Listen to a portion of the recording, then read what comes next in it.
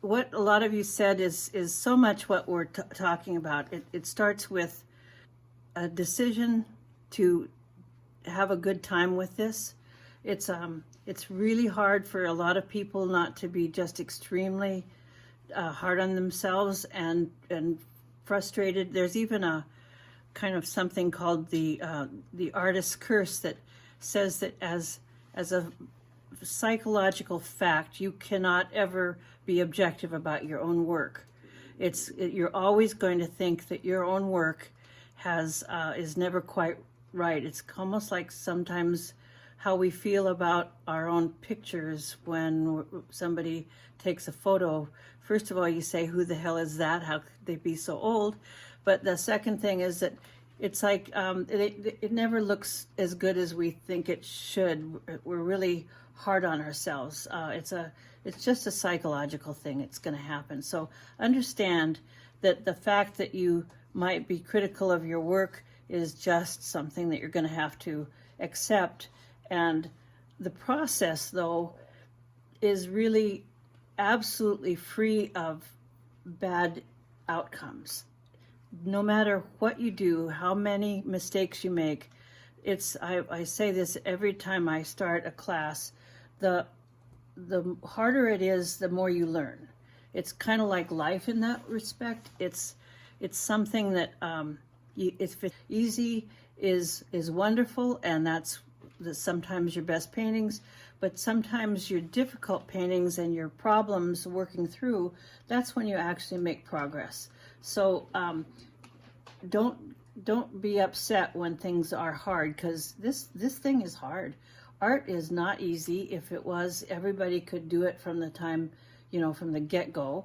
It's a difficult thing. It's a challenge, kind of like piano is a challenge. You don't just expect that you could play the piano and have a concert in 2 weeks. It's not like that. And yet with art, some people expect that they should either have it or they don't have it. I don't know why that is a belief, but it's just silly. It's something to do with how much time you can put in and how much enthusiasm you have. And I do believe that talent is literally just the passion for it.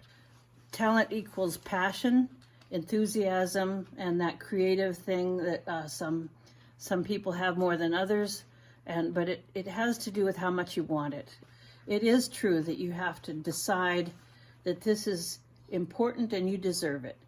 I hope that everybody has a space to work. A lot of times we as women we put it off until kids are grown, or we have when. We're always putting ourselves last. So you do have to decide that if this is important to you, that you have to make time and make the space to get it done. You have to be first once in a while. So that's another little soapbox that I have, is that as women, we just really need to put ourselves in a place that isn't last.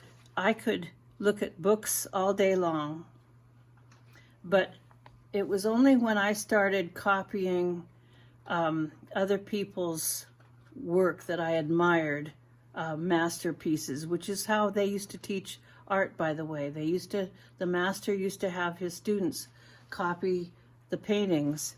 I don't use my paintings because I don't think that that's quite as helpful and a little bit presumptuous. But when you see a painting, an orange side of a tree and a lavender shadow side of a tree, it gets you out of the place where you think trees are brown. And when you mix that color, you can own that, how to mix that color. But for some reason, having mixed that color, you start to see that color. There's something that happens when you actually put it down on a canvas, that it's like learning a new vocabulary word. And so that's how color is. I'm going to try to get you so that you can see and recognize and get our brain out of the way, because what's happened is what we've learned that's true, that trees are brown, grass is green, sky is blue, all of those, you think it means nothing, but you'd be surprised. The white of the eye, when I do a portrait class, or anybody does a figure anything in painting or drawing, they put the whites of the eyes as stark white, but they're in deep shadow, so they can't be white. And yet our brain and our expectation says the whites of the eyes have to be white. And trying to get out of that is one of the most difficult things an artist does. So that's my whole spiel, is trying to get you to see light and shadow, not things, not objects. I'm going to be trying to make you believe that a painting is light and shadow and shapes of color and shapes of dark and light and negative and positive, and a shape of this, a shape of that. And when you can see a shape that doesn't have a name, you start to see it more correctly. And that brings me to my little soapbox about loose, which everybody wants to paint loose, and that's reasonable, and but it's the wrong word. Loose implies kind of helter-skelter and loosey-goosey. It's like a sketch versus a drawing. It's kind of approximate. It's like calling poetry loose writing. What I'm trying to get to, and I'm not going to ever criticize you for using the word loose because it's the only one we have to describe what we're talking about, but we all start out tight. There's nobody that starts out as an impressionist or even abstract painter, or they shouldn't. You have to learn the basics, and by learning the basics, you're going to be rigid and tight and constrained, because that's how it goes. And then as you get more experienced, you can make more information with fewer marks. And by doing that, by reducing, editing, being more concise, you're actually allowing a conversation between you and the person that sees the painting. Just like poetry, it's like the more concise and elegant it is, the more that person that reads it can, get into the emotion.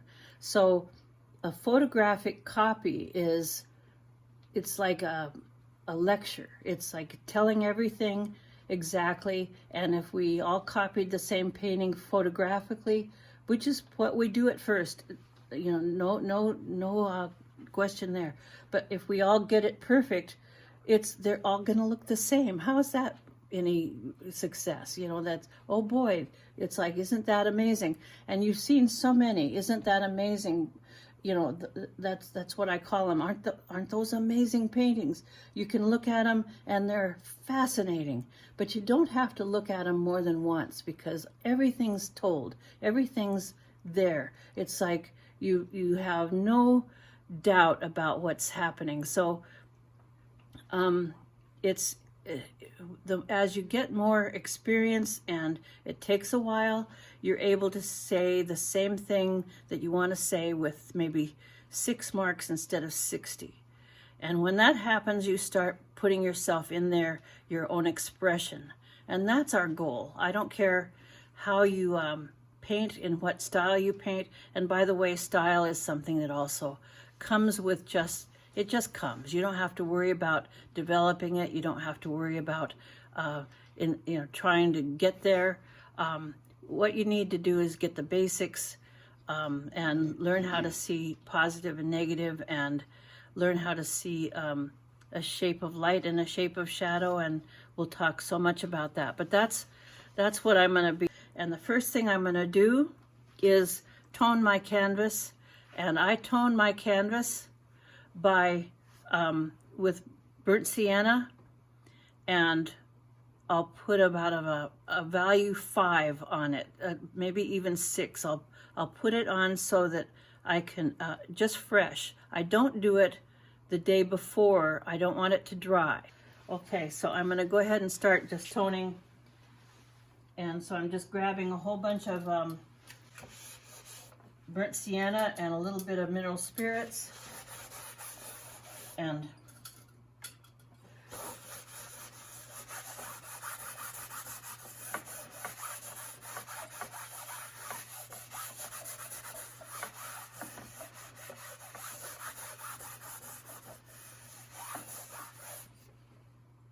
palette while you were... Now, I use just a little bit too much mineral spirits, and this is kind of part of the, see how I'm cutting through when I don't want to cut through. I want to, that's part of using the rag instead of a brush. I want this to be a little bit drier so I can build in layers. So the idea is to get to a value about 5, a middle value, 5 being right in the middle, and in the language that I use, I'm going to say 10 is black and 0 is blank. And some, so I'm going to give this a little bit more of a wipe and put some more paint on, because I'm just dipping the cloth just a little bit so I have enough so I can start spreading it around. And as you can see, it's like it's a fairly even coat, and it's definitely at least a value, middle value. One of the things I wanted to do was look at trees, because it's one of the hardest things to paint is a tree. And I start out, my whole first part of an oil painting is done with a rag. I keep doing, I got a fresh rag in my hand or a fresh paper towel, and so I'm going to actually use more just color to do the dark spots. And one of the things I want to express is that the tree is going to be done as a tone, and because instead of thinking of it as a trunk with a bunch of branches coming up from the bottom, which is what we learned in kindergarten, I want you to see this. If you look at the photo I sent you, squint your eyes. You can do this all monochrome at this point, but the whole, if I cut this into quarters, this is about half, this is about half. So I kind of think of quadrants. And so the first part of this tree is going to hit about 1 inch. And so I'm going to actually just do this as a shape. And looking at the negative shape of the sky, I'm going to just fill this in as a light, like a value maybe 6, 7, as just a tone that goes a little bit lighter here. But that whole, anything that's dark, I'm going to put in as a tone.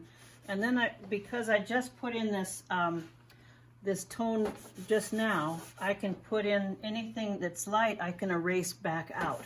So I'm going to put in my darks first and say, okay, should be going clear to here. And so you see, I'm trying to do a silhouette that actually is fairly specific. It's not just a swoop around. It's not just a circle or a curve. I'm actually trying to figure out, okay, how close does this right side, how close is it to the edge? And then I come right here, and I'm just a little bit above half. I'm going to be able to say all of that, all of this is dark. I can put it, just a minute, I need to get this a little bit tighter. For some reason it's, okay. I need to put all of this is certainly dark across this middle part. There's nothing but dark, and this seems like it's kind of crazy the way it works, but I'm thinking in terms of if it's more than 80% dark, in other words, all these little spaces in here, these little sky holes in the tree, I'm ignoring them for right now, because I have this little bit of a rule that if it's less than 20%, then I ignore it and I put it in later. So instead of trying to go around all these little tiny fussy spaces that will get you bogged down kind of forever, I'm saying, no, I'm just going to deal with dark or light. And the only thing that I'm going to end up with light is the things that are quite light. everything else is going to have a tone on it. And this is like the middle tone. And later I'm going to make some of the things darker still. But first I'm going to say, okay, I've got a piece that comes this way, and then it comes up and joins this. And so there's all of this is solid dark. All of this is dark. And it comes like this. And we have another little piece like this. And even some of these little tiny pieces of snow, I might ignore some of the detail, the smaller spaces, if they're kind of too small to deal with, I just ignore them. But right now I can kind of say, okay, this is the shape right here, and this is gonna come down to here, so I'm gonna try to make that shape.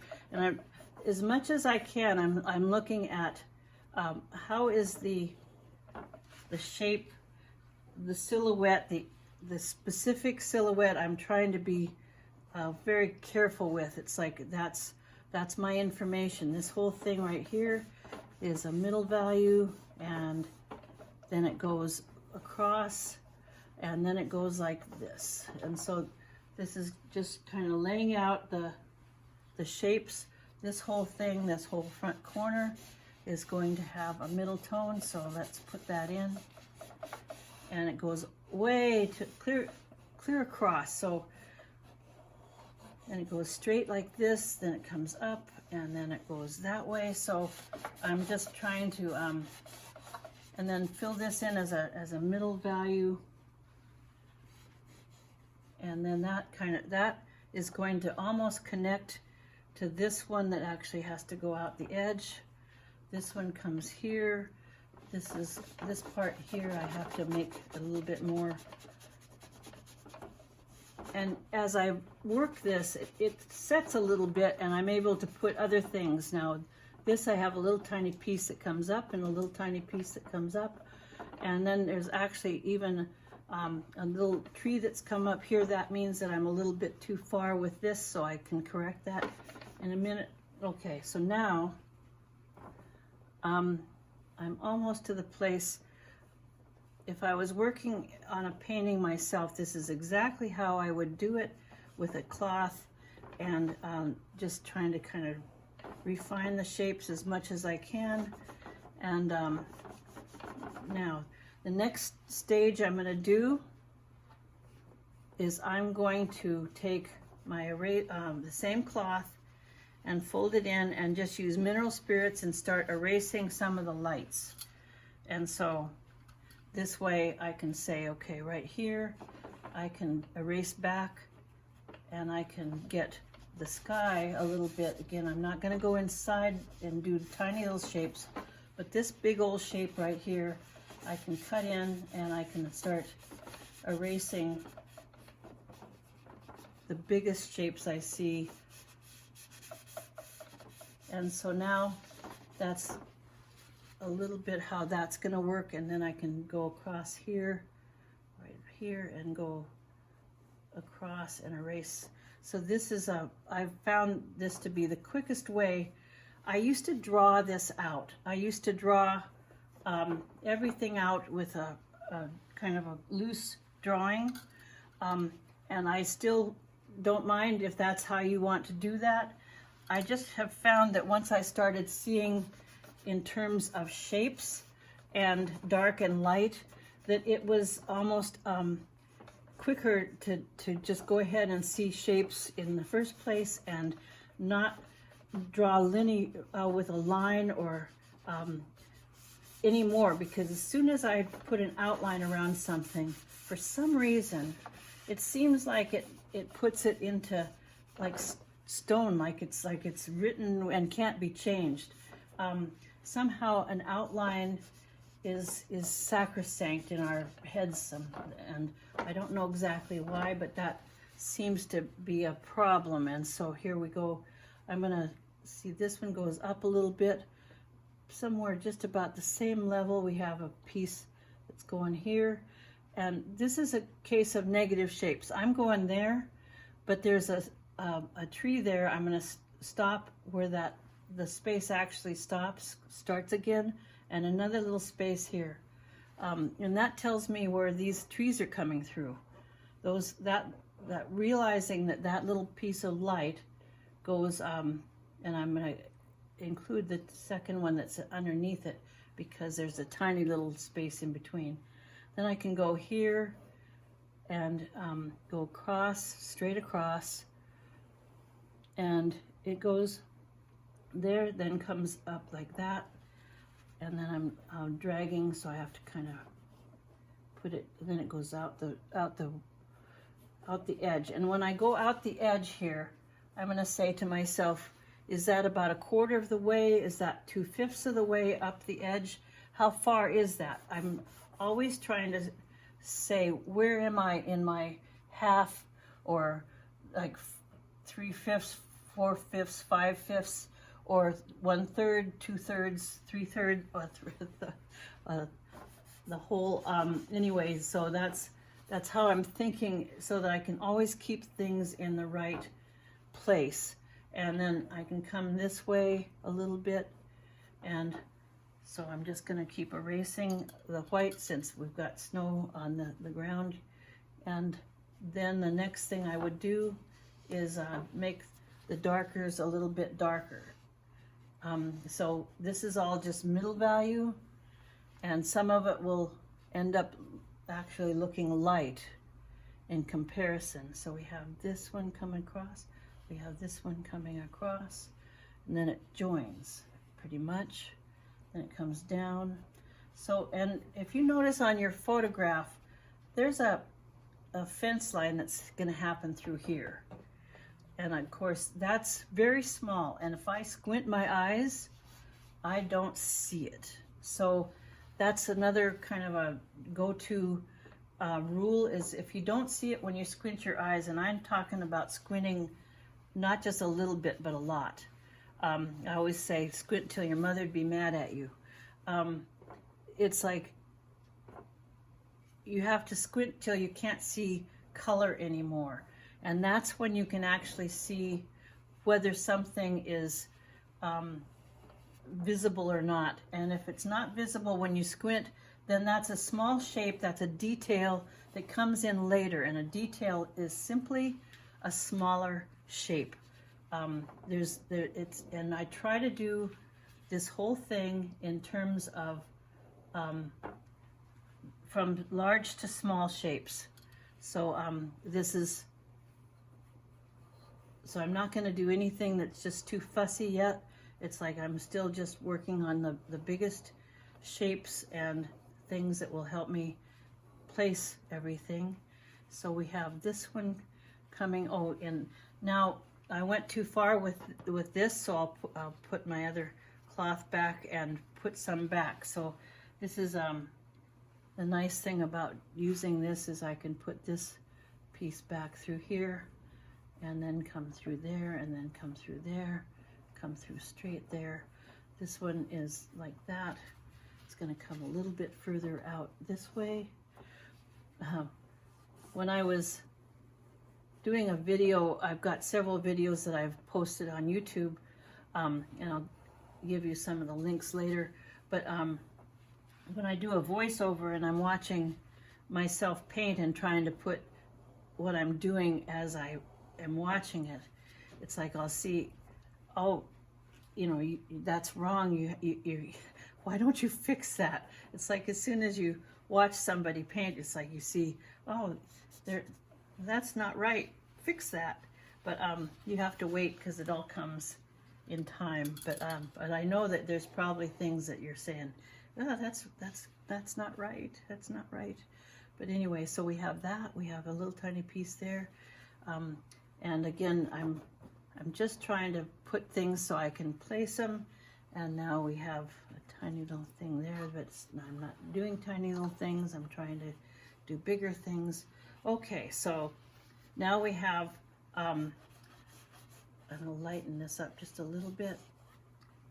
Next step is going to be doing some darker things, because there's some places now that should be even darker than what I have. I'd say I also have to put a little slight dip in this, and I can put a little bit more information about the edge. Some of this can be done with a brush later, but I just want to, I really like to have a very specific silhouette going. Okay, so now do darker. So more, little bit of black, a little bit of green, a darker green, a sap green. Now, regarding black, I have some students that have been told that they will go to hell if they ever touch black paint. It's like, it's probably worse than murder. I mean, it's a horrible thing. Black is against every, well, that's just one teacher. One of the things that you have to do is make sure you have more than one teacher, because everybody has certain things that you have to do, and others will tell you another way to get to the same place. And so eventually, just like, you know, you have to take what you need and leave the rest. It's like you decide which ones work the best for you. It's good to have several opinions. Black is a quick way of getting something darker. I can't imagine what paint I would use right out of the tube. You don't just use black out of the tube.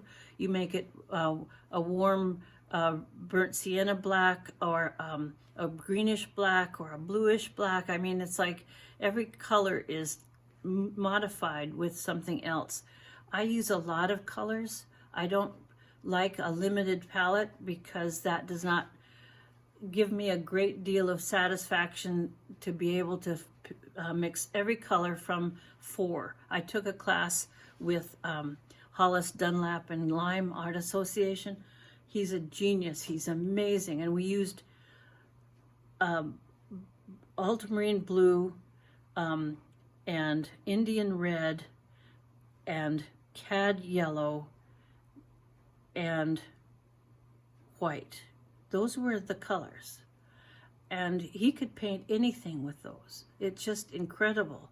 And I did a class, and I suffered through, and I got some good paintings out of that. And so I know that it can be done, but it's not, I'd rather work with an orange and a magenta and mix those just a little bit slightly and have kind of a vibrant thing that's a complement that's not quite mixed, and it's really beautiful. But if you have to mix the orange and then mix the lavender and then mix them, to me that makes them a little bit dull. So I'd rather use a little few more colors, and black is something that darkens your paints very quickly, instead of having to mix burnt, you know, a brown and a green and a dark red and a dark blue, and mix them all together to get your black. Everybody's going to have different preferences, so just bear with me and go ahead and buy a little bit of black paint, and I think you'll be fine, and you won't go to hell. I promise. So let's see.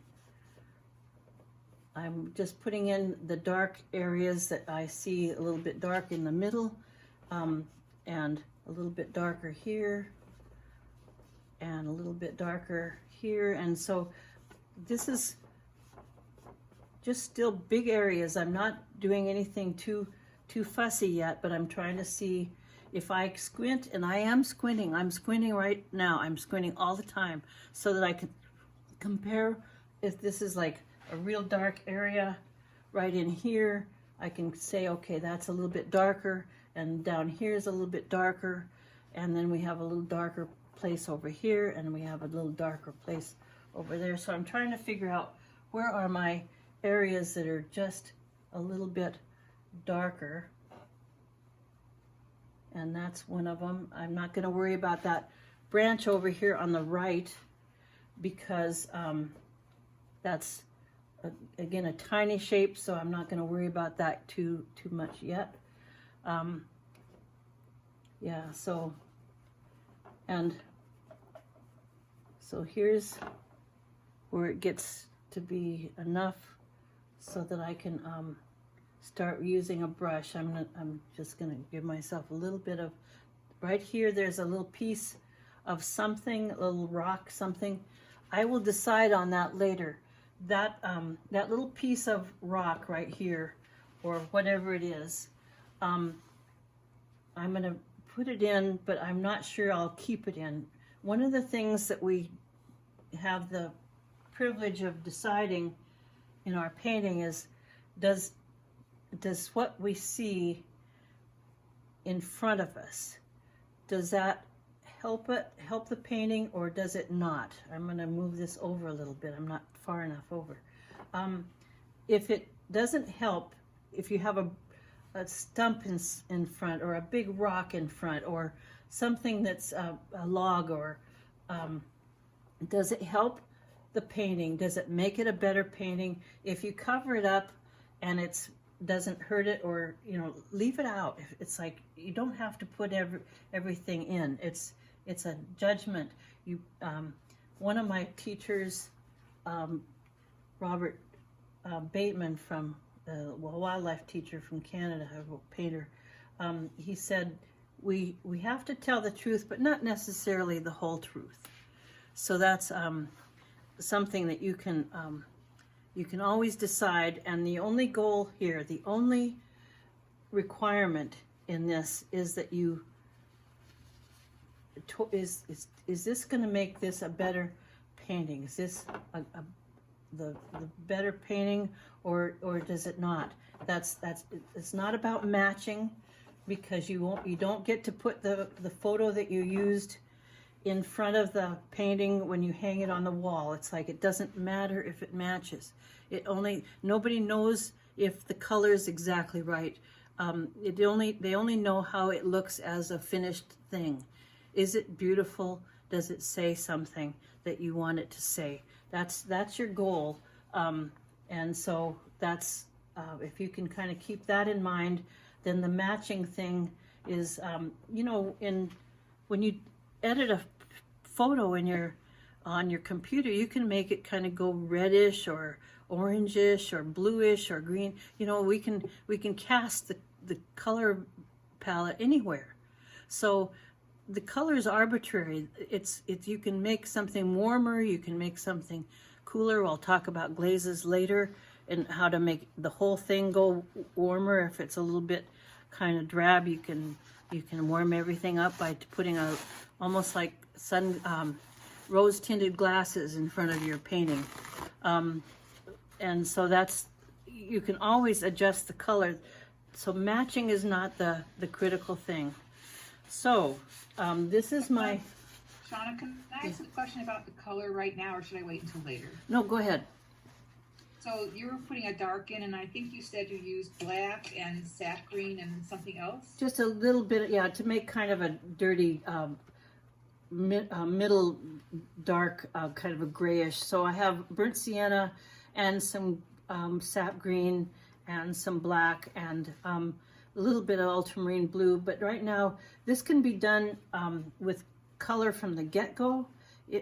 This seems to be kind of a brownish that I'll be pushing the color quite a bit, and we'll talk about how to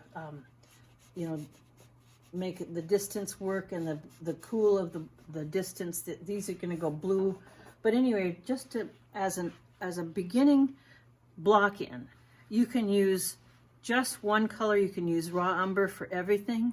In Lime Art Association, they just use burnt umber for the underpainting. So if you don't have to use any combination, just something that looks good as a one color block in. And sometimes I'll start with making this the colors that they are. It's just, in this case, we're kind of drab here, so I went with just kind of a monochrome looking color. Let's see. So, I'm also interested if you mix those colors on your palette or on your... mostly on the palette. Yeah. Okay, thanks. Yeah, mostly on the palette. I usually do most of my mixing on the palette. So now I'm ready to go into the brush. And so at this point, I have erased out my lights. I have not used any white. This is kind of important. No white on your palette until you're ready all the darks are established. White will get into everything and make it all kind of too light and too chalky and it's just, it can kill everything because it's so strong. So if you erase out your lights first and stay out of the paint white for a while, it'll be much safer. So I can still erase things with my my brush also. Now with acrylic, I'm hoping that I don't have anybody in acrylic in the class, but acrylic you can use white at any time because it dries so fast. So it's a different, that's one of the biggest differences is acrylic you can go back and forth with white, but with oil paint I want you to not add any white onto your palette until you're ready to. I have a friend, my friend Jack Broderick has classes, and he makes everybody get permission before they can use white, and I kind of like that idea. Okay, so and now I'm gonna check the time. It is now 10:52, so we've got a little bit more than an hour left in the class. Okay, so I'm going to now worry about all these little white spaces and things. That's going to be, if they're big enough that I can use the brush to erase a little bit more, I'm going to do that. I'm going to actually use the brush to just erase a couple of spots. This reminds me of there's several trees involved here. Are you using a dry brush? This is like a little bit of mineral spirits and then wiping it on the cloth and erasing it out. So these are just my bigger, and this is what happens if I use too much. I just had a drip that went right on through, so I restate that. But you just don't want it to be real juicy, or it won't set, and you can't build on top of it. So that's part of the reason I use a rag instead of a brush to put this tone on. Oh, and I kind of forgot one of my basic things. The reason that I tone the canvas, I want to show you why I put a tone on things. So here we have half of the canvas with a tone, and the other half is white. If I use say a light yellow, and I put the light yellow on that's what it looks like. If I put the same thing over here, can you see it? It just looks much different. So that's the purpose of toning a canvas, is so that you can see something with the correct relationship, because everything is light or dark according to what it's next to. It has a value of its own, but it also has, it looks lighter if it's surrounded by a lot of dark, which is what happens with the white of your eye. It looks like it's really white because it's in shadow and it's surrounded by a lot of dark. But that same thing, these little sky holes, the smaller they are, the more they're influenced by what's around them, the dark of the trees, the bouncing light, the refraction of light. And so if you make these the same eventually as the big sky, they're going to look like popcorn. You've seen that, and I think you've probably heard of that you have in a small little piece of light, you have to darken it, or else it will be too light looking. Well, that's the case everywhere. It's like no matter what we have, if it's small and surrounded by the opposite value, it will be influenced by that opposite value. So darks get lighter as the tree branches are going to get lighter as they go up into the sky, because that's a dark that's getting influenced by the big sky. And so tree branches get lighter as they go into the sky, and some of the sky holes get darker because they're influenced by the trees. Before I use any white, I'm going to actually use a color I have that has some white in it. And again, I'll send you my list, but I have a violet gray. That's a violet gray that's made by a couple of different companies, and I swear by it. It's one of the nicest colors that I use, and so it's just got a little bit of white in it though, but it's probably a mix of cobalt and some ultramarine and some white and maybe a tiny little bit of black. So that's a really good atmospheric color. And now you can see that I can lay this right on top of the red of the underpainting, and it's like the value of the underpainting remains the same. It's like I just lightened it a little bit by putting this cool that has some light in it. Okay, and I'm going to take that on, and this is just basically right over here, that on top of the red of the burnt sienna kind of makes it a little bit towards the right color. I'm going to end up adding some green to that because it needs to be a little bit more greenish. I'm looking for where I can see cool. It's like I see a little bit of cool here. So now it's like thinner, really thin, just a tiny little bit of this same cool on top of what I have underneath. And it's just kind of adjusting the color just a little bit to a little bit more cool. Now I can see that that needs to be a little bit of yellow ochre. So I'm adding a little tiny bit of yellow ochre in this one, which again will lighten it a little bit. And let's see, and kind of doing this, we're going up to the, now here I'm going up to that branch or that tree, and up to this tree on the other side. And by lightening just a little bit up to that tree, the tree ends up emerging. So sometimes if you do a negative shape up to something, with what you leave becomes evident. So, okay, now I'm going to go ahead and give myself a little bit of darker. I need to get an idea of where the branches are the heaviest. So I'm going to go ahead and put in this darker. And as I do this, I'm thinking negative shape. I'm looking at this shape and I'm looking at this shape. And so when I do branches, I tend to do a section at a time and think almost like a straight line, a straight line, a straight line, a straight line. You can break a lot of these instead of just doing a swoop or a stroke that ends up looking way too straight. I'm looking so much at breaking things into direction and length of how long is it, how thick is it, what's the direction of it. And so this is going to be underneath. It's going to stay in the part that's, this will end up going a little bit higher perhaps. But anyway, so so I'm coming this way and then this way. Sometimes my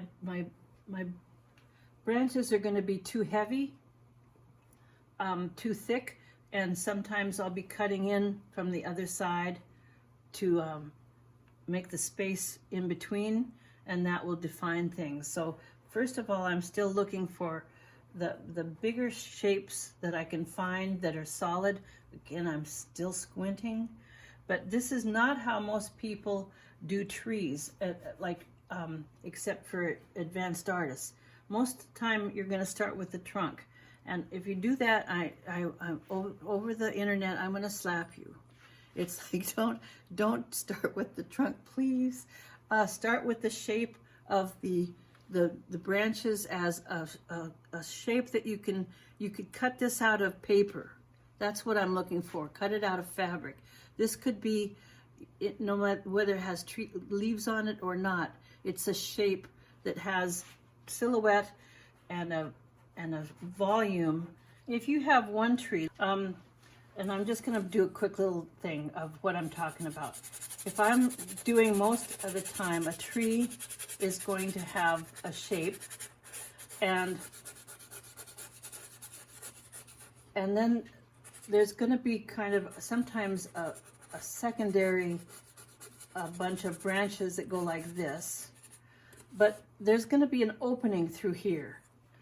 There's going to be an opening, and then let me put the branches in so you can see so I'm going to come from the top and come down here and come down here, and so here is kind of what we're talking about, and then it comes through here and goes that way, and then comes here and goes this way. And see this opening that happens right through here. That's really typical of, you can almost, not everyone, but you can almost depend on this area right here being a little bit more open. And so you're kind of something to look like for. And then this is going to be, then the branches have, if you look for the negative shape inside the branches, you'll do a lot more than if you just kind of start doing branches up like that. It's just really, the negative shapes will tell you the whole story. And so this negative shape would come this way and comes this way, and then we go clear out here. But that, if you start with the shape of the silhouette, then you have a chance of making a tree. If you start with the trunk of a tree, they're all going to be, first of all, too black, and they're all going to be too difficult. And then you go in with your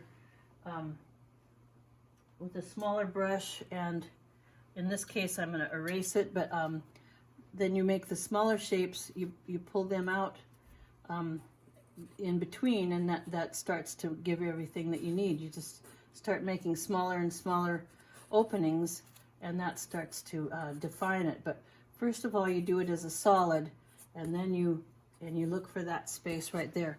You know, you can see there's kind of an opening in here, and you can see that there's probably was an opening over here, but I've got 3 trees at least going on here, so it's not easy to see exactly where that is. But I'm going to go do a couple more openings. And again, I'm just staying out of the white for a little while longer.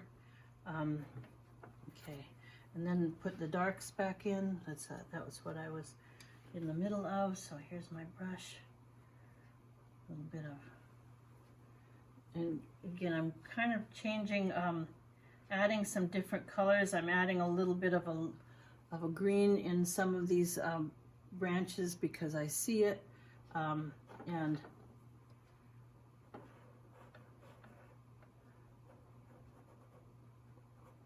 straight line, straight line. It's too thick. Let's see, and then where am I? Where this one's coming up like this, and it wouldn't seem to be that important to get this exactly right, but for some reason regarding drawing, I seem to be a little bit rigid about. I want the shapes to be right. It's like a challenge. If I can make everything be in the right place as I make these shapes, and then I make the light shape and it fits like a jigsaw puzzle, then I'm a happy camper. I just love being able to see these shapes and have it be correct. Like this one's going to come over, and then there's a little bend.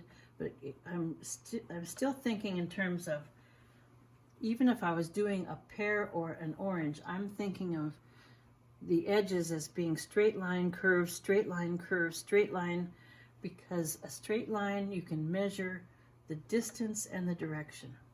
And if you look at paintings in books, you'll find that most painters are, you know, you look at the edges and you'll see that they're working not only from the negative shapes. You can really easily see that people are working from the negative shapes.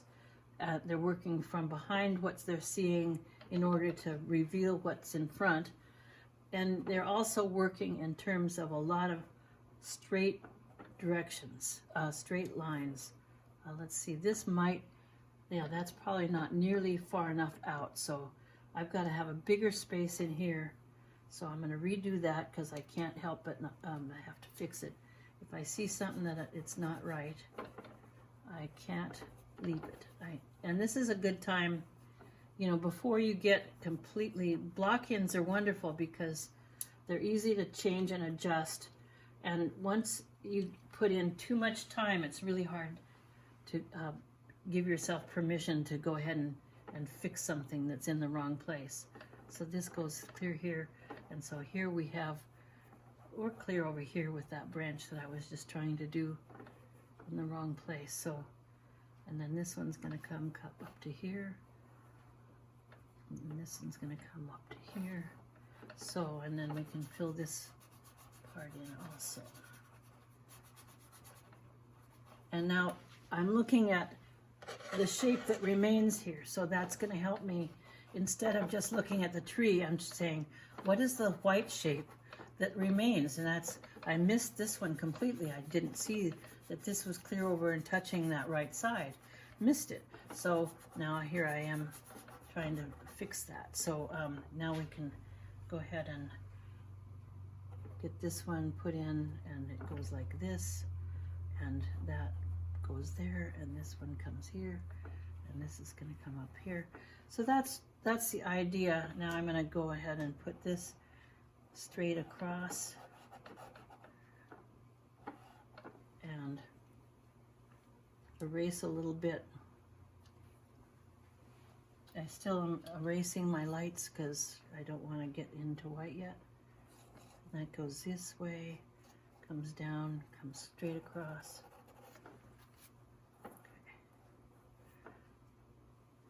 And this is too thick, so I'm going to go ahead and put some, kind of carve that back in, and I'm going to add some blue to that, some cobalt blue,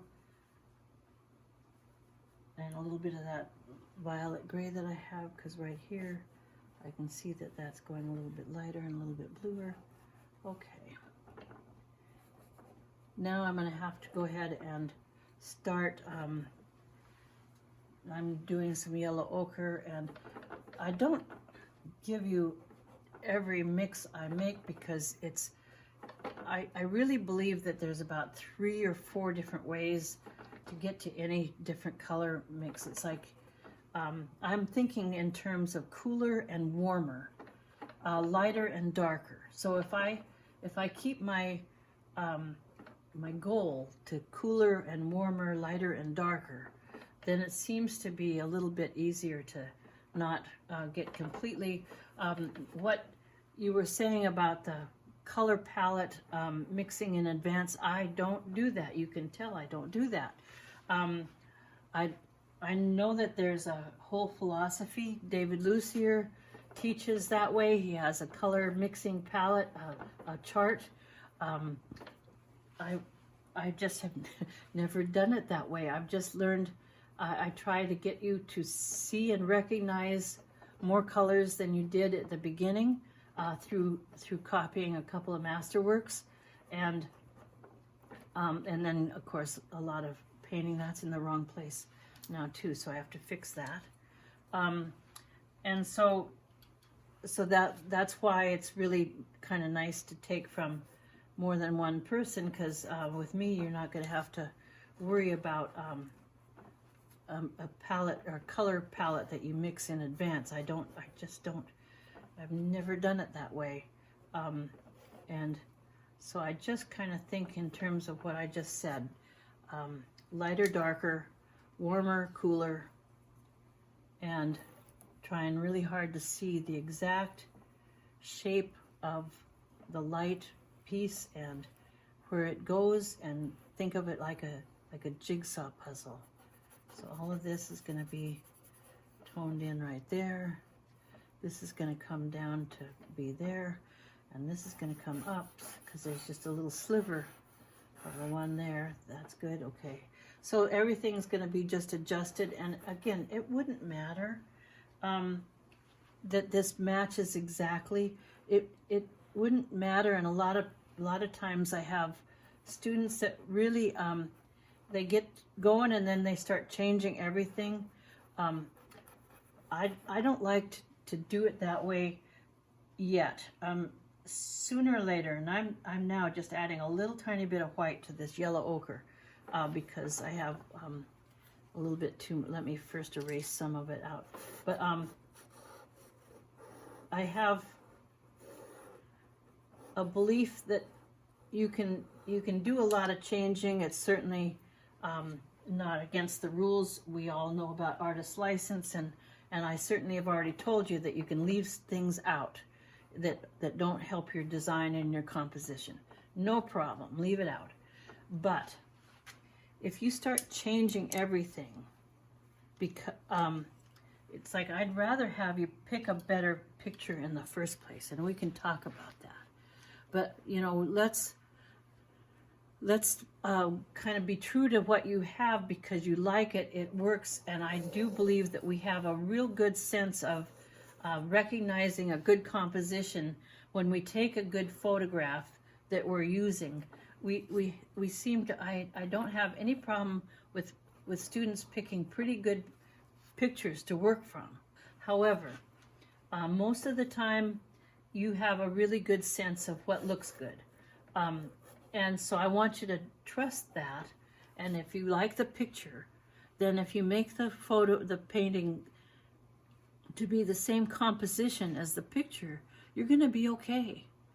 And if you start messing with it, it might be a little bit tough. So that's the idea. So I'm going to, let's see,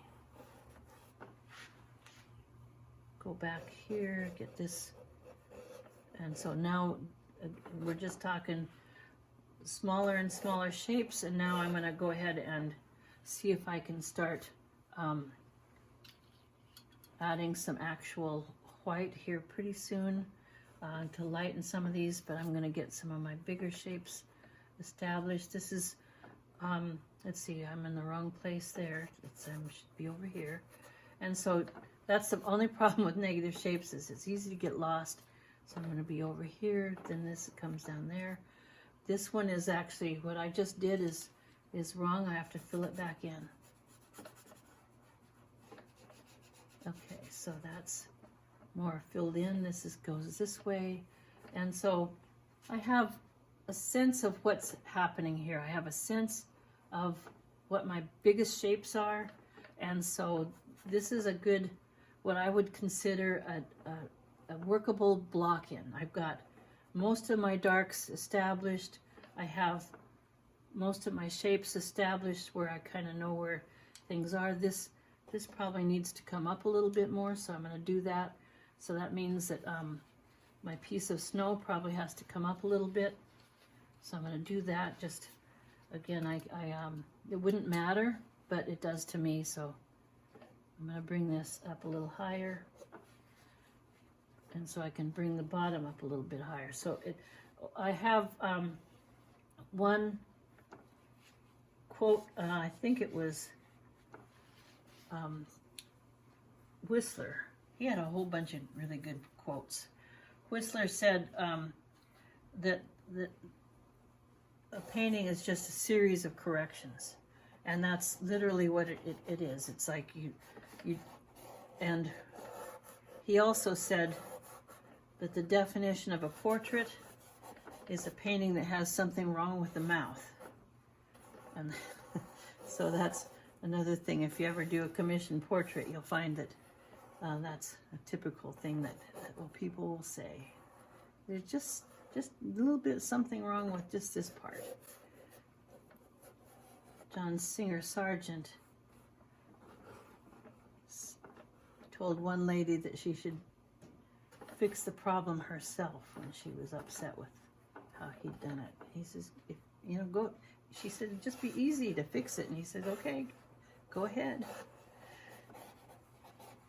So let's see. Okay, so we have a little bit like that. All right. Now I'm going to just go ahead and start. Let's put in a little bit of sky because at this point I think it will help me and get into the actual distance. Now, distance of this band of tree, that's kind of like far middle ground. And so it's got a value of what, 7? I'm going to keep it a little bit on the light side because one of the hardest things to do is to get the idea that as things go back, they have to go lighter. the distance of atmosphere, will cause the darks to drop out. So the further away something is, the lighter it is. And so you can't have a dark, sharp edge of trees in the distance. Unfortunately, photos will lie about that. You cannot trust a photo to be honest about that particular thing. Photos show everything sharp and hard, and every corner is sharp and hard. And so the way that we see photos, I think, has actually influenced our idea that every edge should be sharp and hard, because everything's in focus. But when you focus on something, if you look at this, you cannot see sharp over here. Our eyes are only able to focus on one place. And so the idea that every edge in a painting should be sharp and hard is just wrong. You can't do it that way.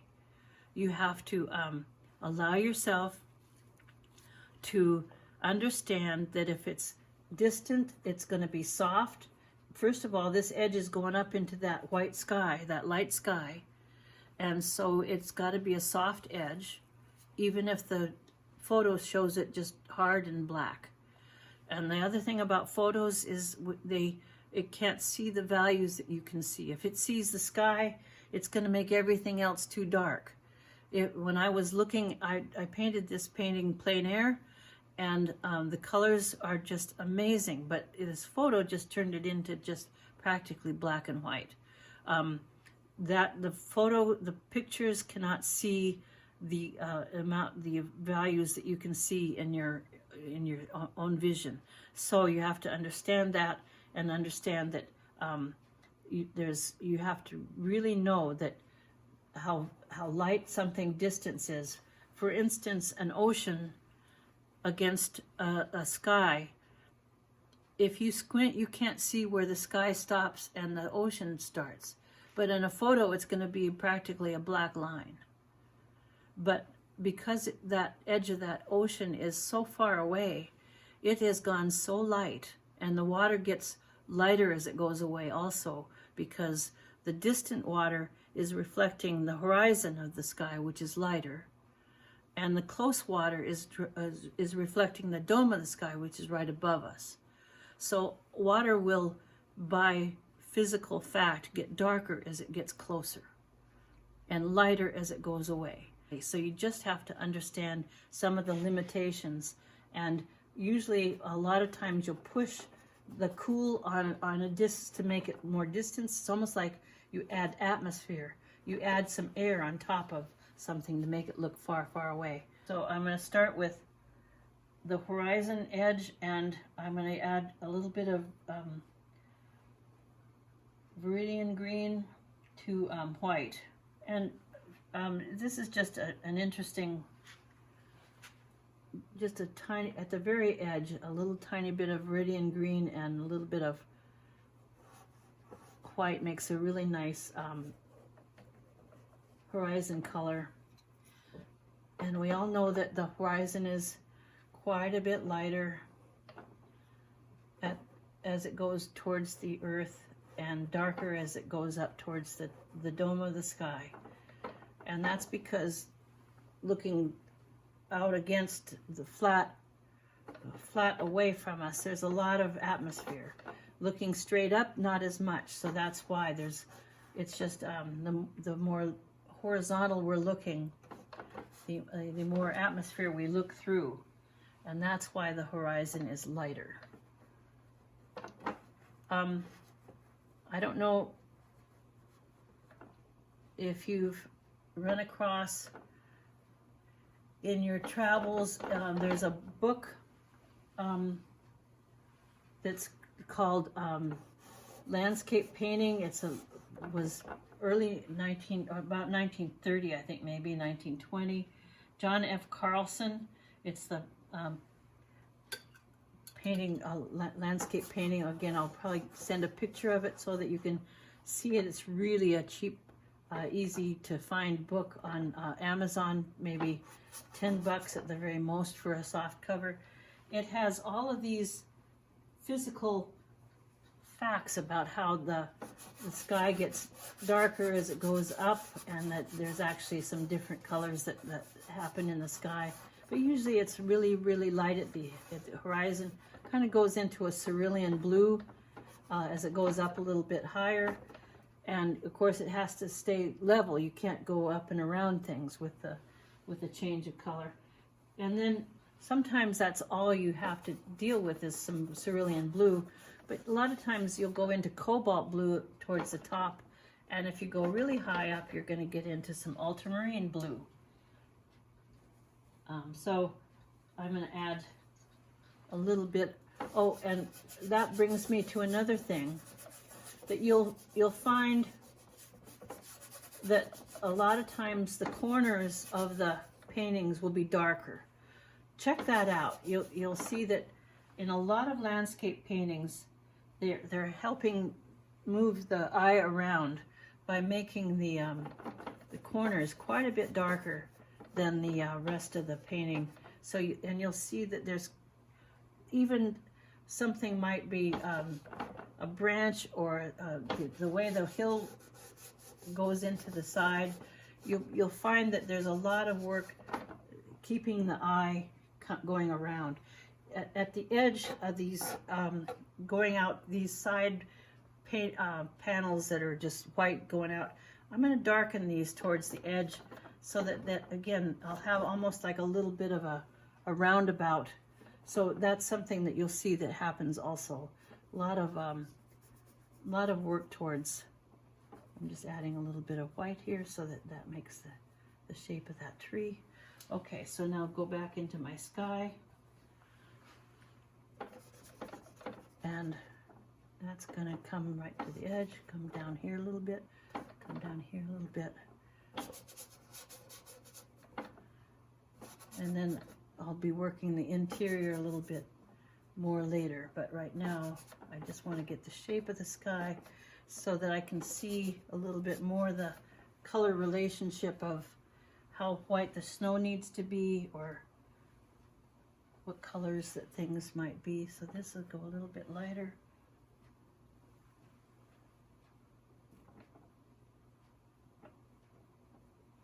And sometimes I'll just bring the sky down into the edge of the trees a little bit